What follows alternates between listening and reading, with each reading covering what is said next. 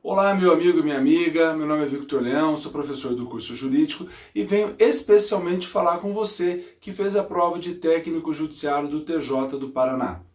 Hoje, dia 25 de setembro, a Banca Sebrasp e o TJ do Paraná divulgaram o gabarito preliminar da prova objetiva de conhecimentos e também o padrão preliminar da prova discursiva. Então, a partir das 9 horas de amanhã até as 18 horas do dia 27, nós temos prazo para interpor recurso. Só um detalhezinho, no edital de hoje, que é o edital número 29, o prazo do recurso começa a partir das 9 horas. Cuidado, porque nós temos um edital antigo, o edital número 12, que falava que o recurso começaria a partir das 10 horas. Mas não, vamos lá, recursos a partir de amanhã, das 9 horas de amanhã até as 18 horas do dia 27, ok? Como é que funciona esse recurso? Veja, não se admitirão recursos via postal, via fax, via e-mail, recursos fora do prazo não serão admitidos. O recurso será única e exclusivamente pelo sistema online, ou seja, os recursos serão virtuais. A partir de amanhã, a Sebrasp disponibilizará um link para esse recurso e você não se preocupe, todas as instruções estarão lá. E normalmente, o que a Sebrasp faz?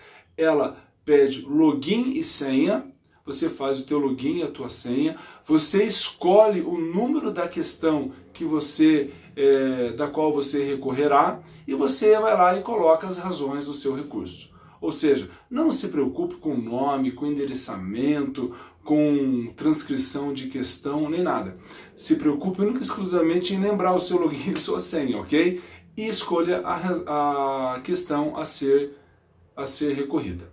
Nós, do curso jurídico, forneceremos para vocês razões de recurso de 3 questões. São as questões de número 9 de português, a questão número 33 de matemática e a questão número 39 de legislação.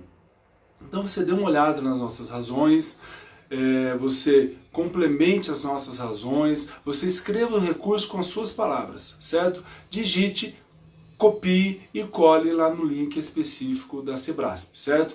Não se esqueça de que você tem que ser claro, consistente e objetivo, certo? Então, meus queridos, essas eram as instruções iniciais para você poder interpor o seu recurso.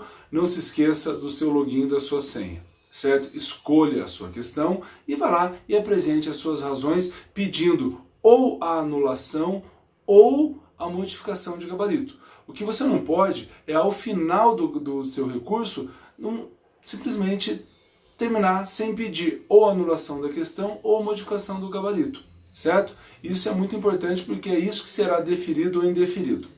Galera, como vocês sabem, hoje também saiu o padrão preliminar de respostas da prova discursiva.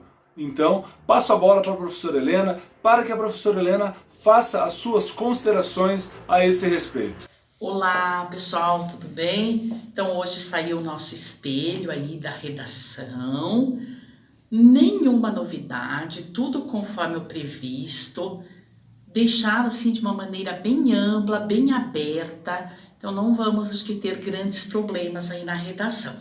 Qual é agora o próximo passo? Esperar a correção, aí caso você não concorde com a nota, eu estou aqui à disposição para o recurso. Beijo! Meus amigos e minhas amigas, acompanhe agora as explicações do professor Oberg de português a respeito da questão número 9, questão de que também cabe recurso. Ele explica para vocês, ele apresenta também razões escritas sobre o recurso, assim como também nós apresentamos as razões escritas dos recursos sobre as questões número 33 e 39, ok? Fala galera do TJ Paraná, sou Felipe Oberg, professor de língua portuguesa. Temos aqui uma questão passível de recurso. Eu não concordo com o gabarito da questão número 9. Dá uma olhada na questão. O texto é uma crônica, gênero que se caracteriza como texto de cunho pessoal, em que se imprimem opiniões e visões de mundo do autor. Considerando-se essa informação, é correto afirmar que, no segundo parágrafo do texto, o autor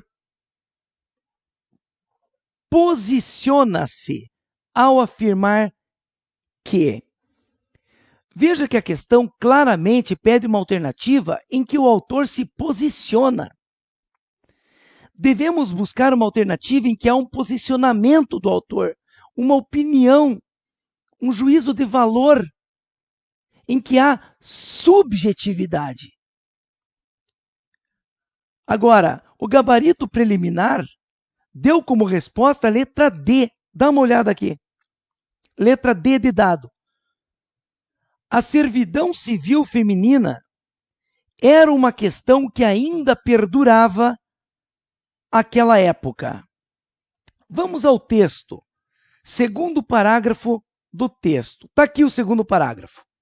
Vamos à leitura. Pessoas que aí estão vivas assistiram à morte do mundo em agosto de 1914, mas estavam lendo o jornal e não compreenderam no momento. Era apenas mais uma guerra na Europa. Mas acabou com a Belle Époque, a respeitabilidade vitoriana, a supremacia da Libra, os suspensórios, os conceitos econômicos, políticos e éticos do século XIX. Mundo que parecia eterno. Agora, daqui para frente, preste atenção. Pedaços dele, desse mundo, andam por aí, vagando, como o colonialismo, a opressão de grupos financeiros,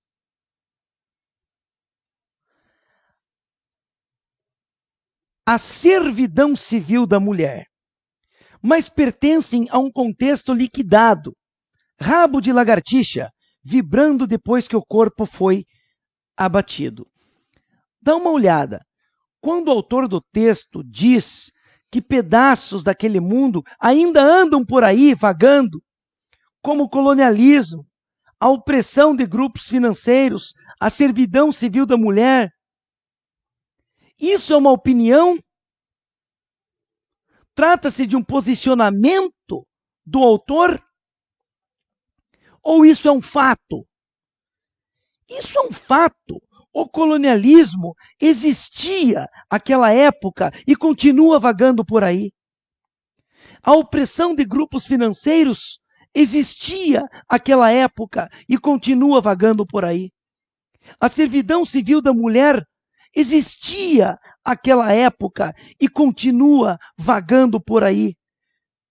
Mesmo que como um rabo de lagartixa vibrando depois que o corpo foi abatido, continua existindo no mundo atual. Então aqui nós estamos falando de fatos. Não estamos falando de posicionamento, opinião.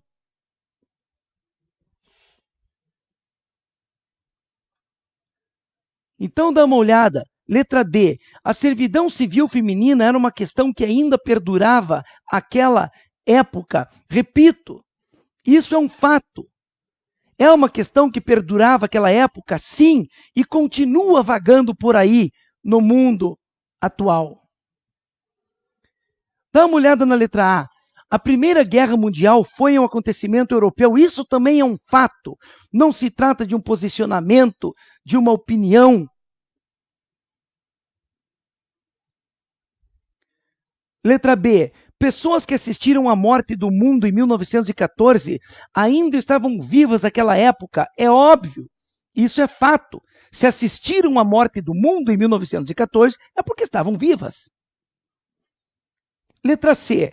A guerra acabou com a Belle Époque e os hábitos vitorianos. Isso, segundo o texto, também é um fato. Realmente aconteceu. A letra D, como vimos, é um fato. E a letra E? Alguns hábitos e conceitos anteriores à guerra pareciam eternos. Alguns hábitos e conceitos anteriores à guerra pareciam eternos. Segundo o texto, pareciam eternos aos olhos do autor. Certo? Dá uma olhada no texto mais uma vez. Olha só. Veja lá. Linha 13. Mundo que parecia eterno. Parecia eterno aos olhos do autor.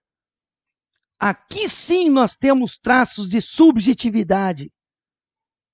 Aqui sim nós temos um ponto de vista do autor do texto.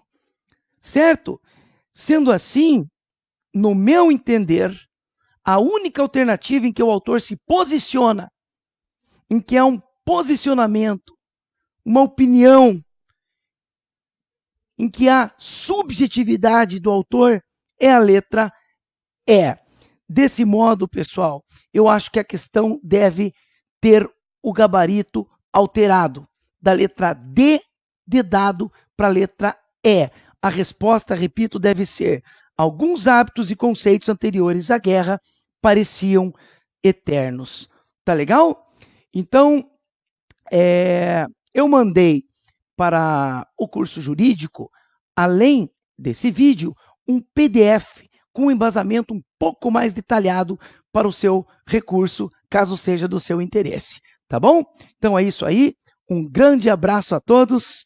Tchau, tchau. E eu venho falar com você a respeito da questão de número 33. O nosso grande professor Sérgio, professor cracasso em matemática, nos afirmou: não há resposta certa para essa questão número 33. Ele nos enviou as razões do recurso, nós repassaremos a vocês e vocês perceberão que todas as alternativas A, B, C, D e E, todas estão erradas. Portanto, não há resposta certa, essa questão tem que ser anulada, ponto para todo mundo, ok?